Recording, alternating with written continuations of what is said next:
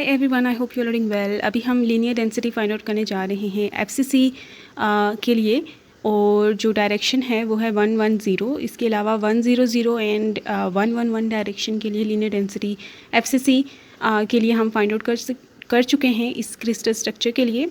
उस वीडियो का लिंक मैं डिस्क्रिप्शन बॉक्स में दे दूँगी, आप वहाँ से रीच आउट कर सकते हैं। तो इसको स्टार्ट करते हैं। तो सबसे पहले लीनियर डेंसिटी का हमारे पास फॉर्मूला जो होता है वो होता है, इसे मैं LD से रिप्रेजेंट कर देती हूँ आसानी के लिए। तो that is equals to total number of atoms lying on the line divided by the length of the line. ठीक है, तो यहाँ पे हम लाइन की बात कर रहे हैं। तो लाइन की जब बात करते हैं तो हम डायरेक्शंस के मिलर इंडिसेस यूज़ करते हैं। तो प्लेनर डेंसिटी में हम प्लेन्स के मिलर इंडिसेस यूज़ करते हैं। तो क्योंकि लीनियर इज़ वन डायमेंशनल, तो इसलिए वो लाइन को रिप्रेजेंट करती है और लाइन को हम लेते हुए चलते हैं। तो ये डायरेक्शन है जिसकी हमने लीनियर डेंसिटी फाइंड आउट करनी है फॉर FCC क्रिस्टल स्ट्रक्चर। और FCC क्रिस्टल स्ट्रक्चर में एटम्स की अरेंजमेंट, नंबर ऑफ़ एटम्स जो हैं वो मैटर करते होते हैं।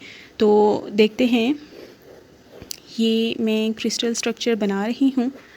ओके, तो सबसे पहले हम डायरेक्शन बना लेते हैं और फिर एटम्स को ड्रॉ कर लेंगे कि हमें पता है कि FCC किस तरह का दिखता है। और उसके ये जो तमाम दीवारें होती हैं, ये वाली एक इसे कमरा ले लें और कमरे की हर दीवार जो है ना, इस दीवार पे भी, इसके सेंटर पे भी एटम है, इधर उस दीवार पे भी है, इस दीवार पे भी, इस दीवार पे भी, फर्श पे भी है, छत पे भी है। तो बिल्कुल सेंटर पे एटम है। तो ये फेस सेंटर्ड होता है कि जो दीवार है, जैसे ये वाला फर्श ले लें तो इसके सेंटर में एक एटम होगा, और कॉर्नर्स में तो एटम्स होते ही हैं। उसके अलावा क्या होगा कि सेंटर्स पे भी इनके एटम्स होते हैं। तो सबसे पहले डायरेक्शन को ड्रॉ करते हैं और फिर आगे जाते हैं। तो ये हम इसको लेते हैं ओरिजिन, क्योंकि ये डायरेक्शन है, तमाम मिलर इंडिसेस पॉजिटिव हैं 110। तो हम यही ओरिजिन लेंगे और यहाँ से चलते हैं 1 यूनिट चलना है हमने एक्स एक्सिस के अलॉन्ग। ये है एक्स एक्सिस, ये है वाई एक्सिस, डिफाइन कर देते हैं, और ये है जी एक्सिस। तो डायरेक्शन ड्रॉ करते हैं। पहले एक्स एक्सिस के अलॉन्ग 1 यूनिट चलेंगे, ये हो गया 1। फिर वाई एक्सिस के अलॉन्ग 1 यूनिट चलना है इसी पॉइंट से। फिर ये वाई एक्सिस के अलॉन्ग 1 यूनिट मीन के यूनिट सेल के एंड तक ये, और जी के अक्रॉस 0 यूनिट्स हैं, ये एक्स का, ये वाई का, ये जी का। तो 0 यूनिट से मीन्स यही फाइनल डायरेक्शन है, डेस्टिनेशन है। तो ओरिजिन से लेकर ये यहाँ तक का हम एक वेक्टर बना लेंगे, ये हो गया। ठीक है, तो अब यहाँ पे फ़र्श के जो है ना वही मैटर करते हैं एटम्स, क्योंकि ये जो वेक्टर है ये फ़र्श पे है, मींस ये बेस है और इस बेस पे ऐसी ये लाइन खींची हुई है। ठीक है, कि लेट्स से ये एक बॉक्स है और यहाँ से लेके यहाँ तक ये लाइन खींची हुई है। तो इसके एक तो यहाँ पे एक एटम है, ठीक है, उसके अलावा यहाँ सेंटर पे एक एटम है, और ये फिर एक एंड पे एटम है। ठीक है, ये बिल्कुल परफेक्ट मैंने नहीं बनाया, ये बिल्कुल इसके सेंटर पे ही आ रहा होता है। तो अब इसकी हम देखते हैं कि लीनियर डेंसिटी क्या है। तो लीनियर डेंसिटी के लिए सबसे पहले हमें टोटल नंबर ऑफ़ एटम्स पता होने चाहिए जो कि लाइन पे लाई कर रहे होते हैं। यहाँ पे भी एटम्स हैं, ठीक है, इधर उधर भी हैं, लेकिन इस लाइन पे हमें पता है कि ये वाले आते हैं। तो एटम्स की कंट्रीब्यूशन देखते हैं। तो अगर पूरा का पूरा एटम का डायमीटर आ रहा है ना, तो वो मीन्स के डायमीटर का ये पार्ट आ रहा है, ये भी आ रहा है, तो ये 2R बनता है। तो अगर पूरा एटम आ रहा है, पूरा उसका डायमीटर आ रहा है, तो उसका जो रेडियस का कंट्रीब्यूशन 2R बनता है। अगर पूरा का पूरा एटम इसमें इंक्लूड हो रहा है ना, पूरा का पूरा डायमीटर, ठीक है, जिसका हमें बताया डिस्टेंस 2R ही बनता है, तो वो इट मीन्स कि पूरा का पूरा एटम इसमें कंट्रीब्यूट कर रहा है। और अगर सिर्फ एक रेडियस मतलब डायमीटर का हाफ़ इंक्लूड हो तो it means half atom contribute कर रहा है, और इसमें भी हम देख सकते हैं डायमीटर का हाफ़ ही आ रहा है, तो यहाँ पे भी इसका भी हाफ़ कंट्रीब्यूशन होगा, जबकि इसमें पूरा का पूरा डायमीटर इस लाइन पे आ रहा है, तो इसलिए इसका पूरा कंट्रीब्यूशन 1 हम लेंगे। तो टोटल नंबर ऑफ़ एटम्स जो लाई कर रहे हैं लाइन पे, तो इसका हाफ़ आ रहा है, ठीक है, डायमीटर का हाफ़ आ रहा है, मींस एटम का भी हाफ़ कंट्रीब्यूशन है, तो आधी लाइन आ रही है डायमीटर की।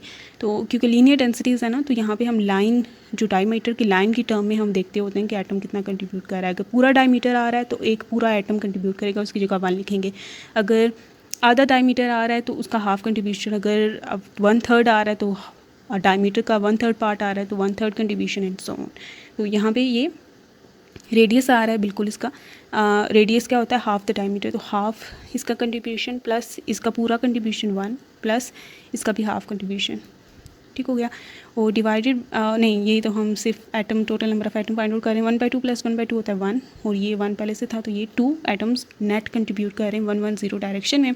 और अभी हम देखते हैं इस लेंथ क्या है इस लाइन की, इस डायरेक्शन की, तो वो हम फाइंड आउट कर सकते हैं पाइथागोरस थ्योरम यूज़ करेंगे, क्योंकि ये हाइपोटेनियस बन रहा है।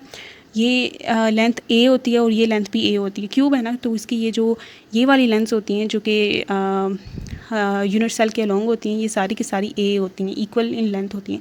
तो ये भी ए है, ये भी ए है, तो इसकी हम फाइंड आउट कर सकते हैं लेंथ, वो किसके इक्वल होगी, पाइथागोरस थ्योरम के हमें थ्रू पता चलेगी। लेट्स से ये जो लेंथ है ये सी है, तो सी स्क्वेयर इक्वल हो जाएगा ए स्क्वेयर प्लस ए स्क्वेयर, दोनों वो लेंथ इक्वल थी, तो ये 2a स्क्वेयर बनता है सी स्क्वेयर की वैल्यू, तो सी आ जाएगा √2a, ठीक है। और सी क्या है, ये वाली लेंथ है लाइन की, तो आप ये वाला स्टेप करेंगे, ठीक है। Length of line, let's say आप C equals to √a square plus A square लिख लें, वो आपकी मर्ज़ी है, मतलब किस तरह से आप इसे करते हैं। तो ये हो जाएगी length of line equal to हो जाएगा √2a, ए स्क्वेयर जो है बाहर आ जाएगा ए इसका, तो ये हमारे पास इसकी लेंथ आ चुकी है। और लीनियर डेंसिटी FCC प्लेन के लिए और FCC क्रिस्टल स्ट्रक्चर के लिए 110 डायरेक्शन में is equals to number of atom, total number of atom divided by length of the line which is √2a, और ये 2/√2a is further equals to √2/a। ये आप इसे सॉल्व कर सकते हैं, लाइक ऊपर 2 की पावर 1 है, नीचे 2 की पावर 1/2 है, √2 मीन्स 2 की पावर 1/2, ये फिर ऊपर चली जाएगी और ये माइनस हो जाती है। आप ये जब पावर सॉल्व करते हैं तो उसका आंसर 1/2 की पावर 1/2/a आ जाएगा, ठीक है।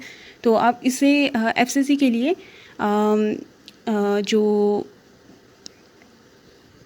लैटिस पैरामीटर्स का रिलेशन होता है रेडियस ऑफ दी एटम्स के साथ, ठीक है, वो आप फाइंड आउट कर सकते हैं बहुत इजीली। आप यहाँ से ही इसी में ही पाइथागोरस थ्योरम यूज़ करते हुए ये इस तरह से कि यहाँ पे हम देख सकते हैं कि रेडियस, ये जो लेंथ है ये r है, यहाँ पे पूरा डायमीटर इन्वॉल्व है, तो ये लेंथ जो है 2r हो जाएगी, और ये लेंथ अगेन r है, ठीक है।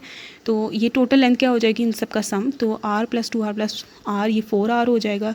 और पाइथागोरस थ्योरम यूज़ करते हैं, इसकी लेंथ हम रेडियस की फॉर्म में ले लेते हैं 4r, और उसका square that will be equals to a square plus a square, ठीक है। c की जगह हमने 4r ले ली है लेंथ, हमने रेडियस की फॉर्म में ले ली है, और दोनों तरफ √ ले लेते हैं, तो यहाँ पे √2a स्क्वेयर फिर अगेन आ जाएगा, और r इक्वल टू हो जाएगा √2a/4, तो जिसे हम फर्दर ऑन भी सॉल्व कर सकते हैं। लेकिन यहाँ पे मैं अब a की वैल्यू निकाल लेती हूँ, क्योंकि यहाँ पे पुट करनी है। तो a की वैल्यू क्या हो जाएगी, a की वैल्यू हो जाएगी 4r/√2, तो यहाँ पे हमारे पास लीनियर डेंसिटी आई थी √2/a, तो यहाँ पे a की वैल्यू पुट कर देते हैं, तो 4r/√2 जो कि ऊपर चला जाएगा, ठीक है। तो ये √2 × √2 इज़ 2/4r, और ये हो जाएगा 1/2r। ये लीनियर डेंसिटी आ चुकी है 110 लाइन की डायरेक्शन की फॉर FCC क्रिस्टल स्ट्रक्चर। तो ये इस तरह से ये वाला प्रॉब्लम हो जाता है।